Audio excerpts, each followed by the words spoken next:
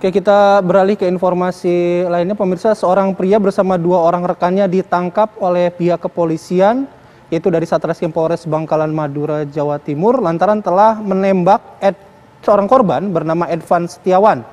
Pelaku menembak korban dengan pistol karena ia telah diketahui memiliki hubungan asmara dengan istri sah korban. Ya, jadi hari itu korban yang merupakan petugas instalasi jaringan Wi-Fi hendak memperbaiki jaringan internet di Jalan Dusun Karangpandan, Desa Sukolilo, Bangkalan. Korban ditemani oleh salah seorang anaknya. Pelaku berinisial SJ menembak dari arah depan bahkan, namun mengenai bahu korban. Setelah tertembak, korban berpura-pura mati. Pelaku yang ingin memastikan korban telah benar-benar tewas ini kembali melepaskan tembakan kedua ke arah kepala korban. Untungnya tembakan ini hanya menyerempet di bagian kepala saja. Meski terkena 2 tembakan, korban saat ini masih hidup dan sedang dalam perawatan di rumah sakit. Dan bagaimana dengan pelaku? Pelaku ini juga berhasil diketahui identitasnya oleh pihak kepolisian berkat anak korban yang masih berusia 6 tahun. Korbannya ada di mana? Korbannya ada di satu tempat.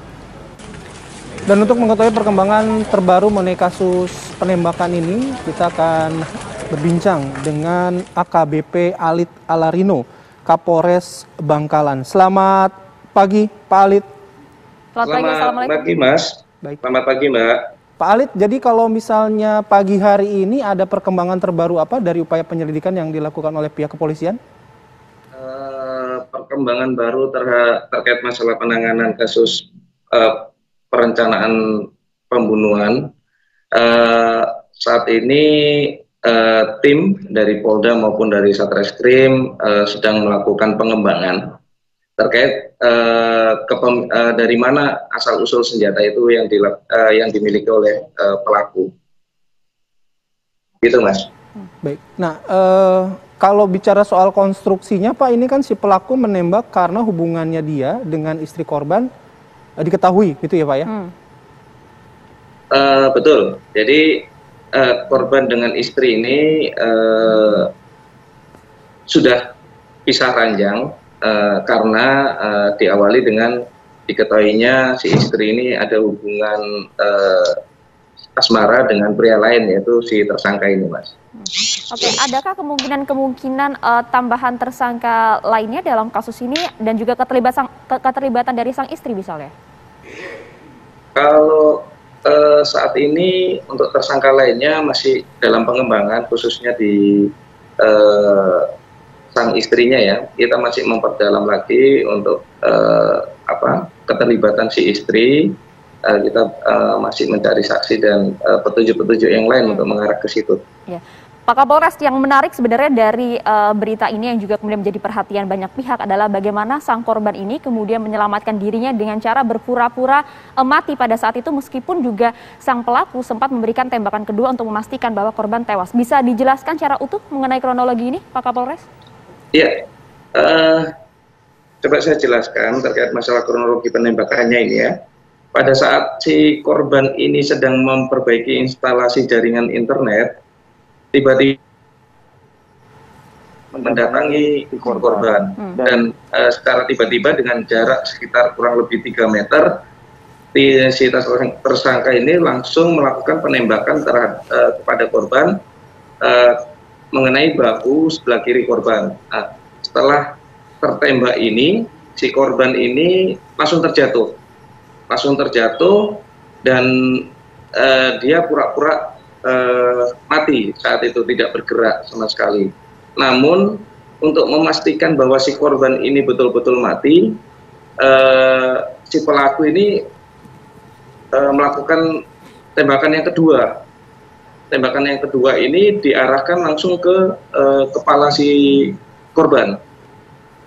Namun tembakan itu meleset.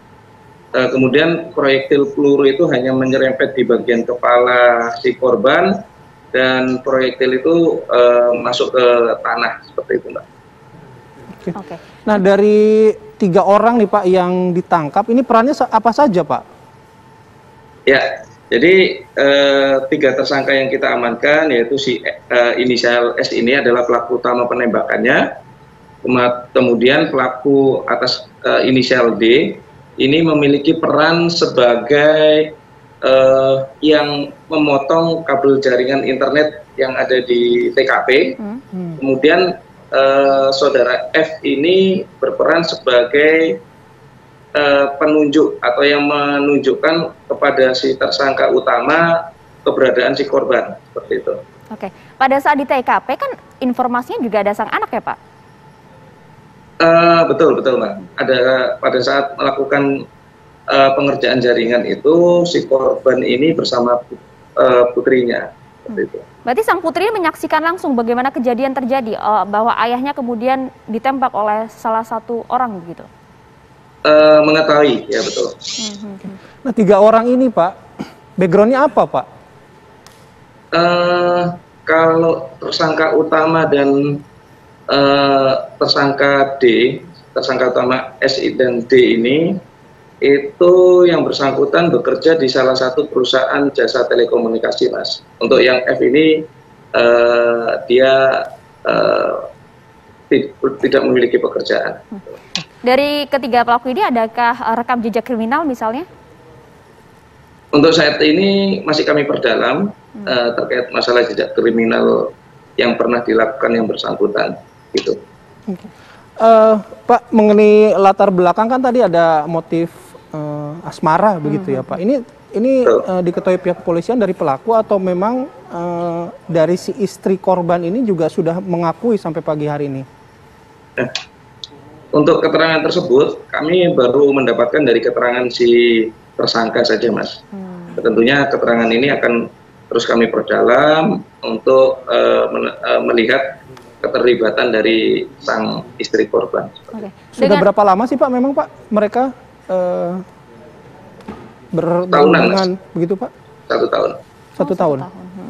Ya, sudah lama Mas. Jadi si korban dengan pihak istrinya itu sudah lama bisa ranjang ya. Dari pihak korban sendiri apakah sudah sempat dimintai keterangan, Pak Kapolres? Sudah, betul sudah. Hasilnya seperti apa Pak? Yang bersangkutan mengatakan bahwa ya yang bersangkutan sudah lama bisa ranjang dengan si istri dan si korban sendiri tahu bahwa si istri ini berselingkuh dengan si tersangka S ini. Kemudian sempat ada percecokan antara si tersangka dengan si korban seperti itu. Oke. Si istri korban nih Pak, mungkin dari keterangan yang diambil oleh pihak kepolisian juga, apakah sudah mengetahui rencana yang dilakukan oleh si pelaku ini dan teman-temannya Pak, bahwa ada niatan untuk membunuh suaminya? Secara langsung pernyataan itu tidak ada, tapi si istri pernah mengingatkan kepada suaminya bahwa agar berhati-hati terhadap S seperti itu. Oke. Nah, cuman berhati-hati ini tidak dijelaskan kenapa mau dilakukan tindakan apa terhadap korban oleh tersangka, ini tidak dijelaskan secara jelas, cuman hanya disampaikan melalui pesan singkat kepada korban bahwa agar berhati-hati terhadap S. Seperti itu, Mbak. Ya, hati-hati itu sifatnya pesan atau justru seperti mengancam, hati-hati ya gitu? Pesan, justru pesan. Mengingatkan. Ya, yang menjadi concern di sini juga kan bagaimana dengan kondisi sang anak ya, karena kalau kita ketahui sang anak ada di lokasi kejadian, melihat langsung kejadiannya, dan sang anak ini informasi juga mengenali pelaku karena juga sering melihat pelaku pada saat bertemu dengan ibunya di rumah. Kondisi saat ini sang anak bagaimana Pak? Kondisi saat ini sang anak alhamdulillah untuk kejiwaannya bagus. Saat ini masih dalam pengawasan kami terkait masalah mental dari si anak tersebut, Mbak. Adakah upaya pendampingan secara psikologis bagi sang anak ini? Nanti kami akan bekerja sama dengan KPAI Bangkalan untuk melakukan hal tersebut. Nah, apakah pas waktu kejadian juga ada indikasi Pak kalau si pelaku ini setelah menembak ayahnya juga ingin melukai si anak ini karena melihat langsung kejadian? Tidak ada. Jadi si pelaku ini murni memang mau melakukan tindakan kepada si korban seperti itu, Pak. Oke, baik. Ancaman hukuman terakhir bagi pelaku ini, Pak?